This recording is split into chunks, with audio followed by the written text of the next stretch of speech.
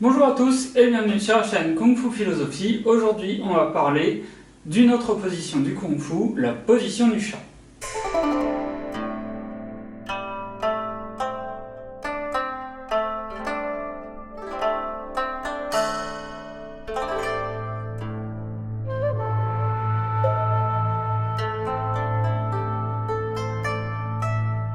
Commençons par un peu de chinois.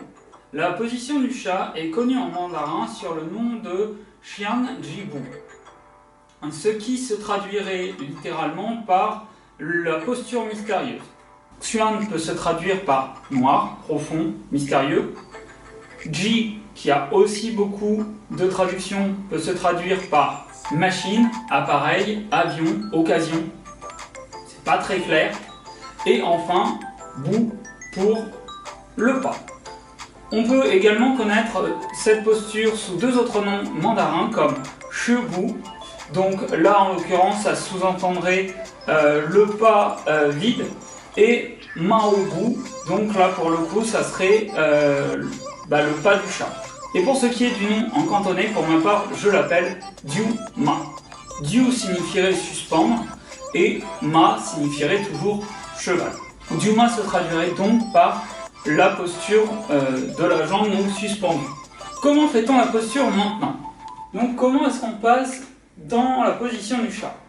Alors, même principe que d'habitude, on est toujours en position donc du cavalier avec les pieds parallèles, les genoux fléchis, les poings armés, donc la cage thoracique ouverte et les coudes qui viennent se rapprocher derrière, d'accord? Et toujours ce fil qui vient nous tirer vers le haut. Maintenant, on part du principe que l'adversaire, il était en face de nous, et là, il va se retrouver soit à notre droite, soit à notre gauche.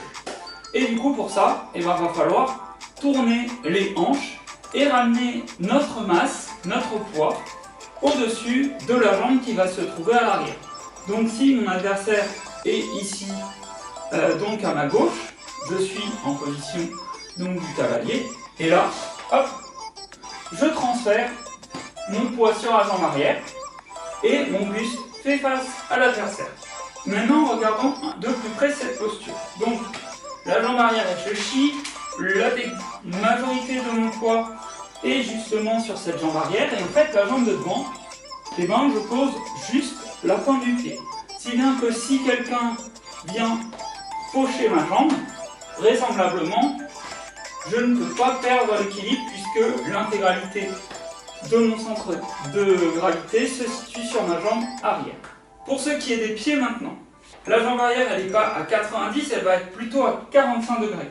Et la jambe avant, elle n'est pas à 0, elle va être légèrement rentrée. Parce que en rentrant légèrement cette jambe, donc finalement les pieds sont relativement parallèles, le genou va rentrer. Et l'avantage c'est que là si on me donne un coup de pied, ça passe, d'accord? Si je suis comme ça, je suis ouvert, on peut me donner un coup de pied.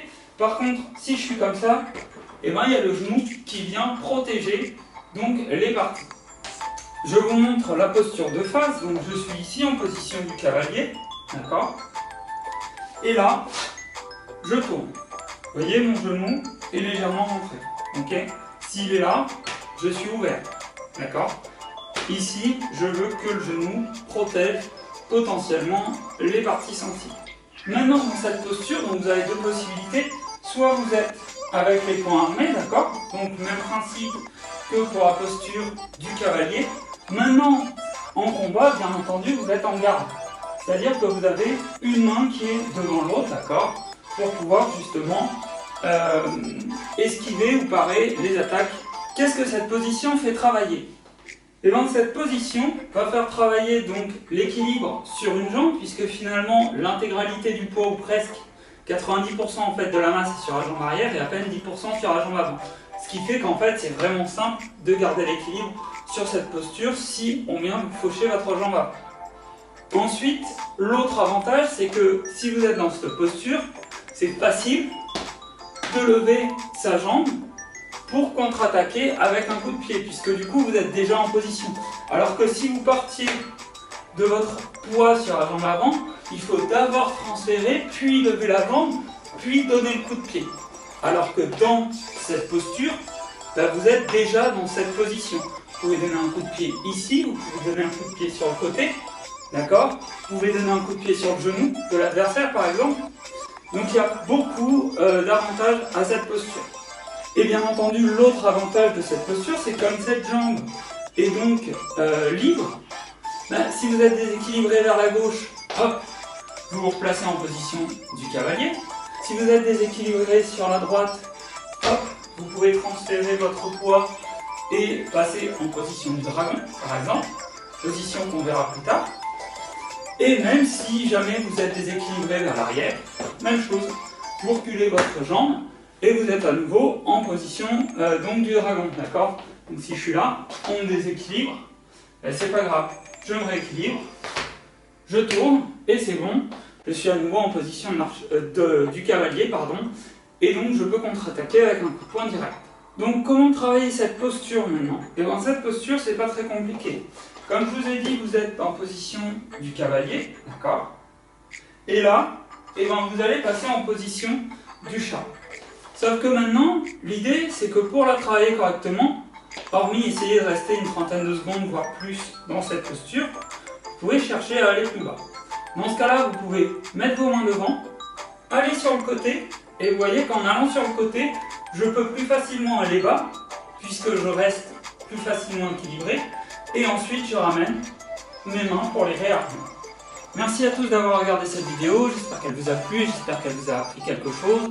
Comme d'habitude, je mets dans la description les caractères chinois qui vous permettront de faire des recherches complémentaires. N'hésitez pas non plus à liker la vidéo et à mettre un commentaire. Moi je vous dis à très vite pour une prochaine vidéo. Bonne journée.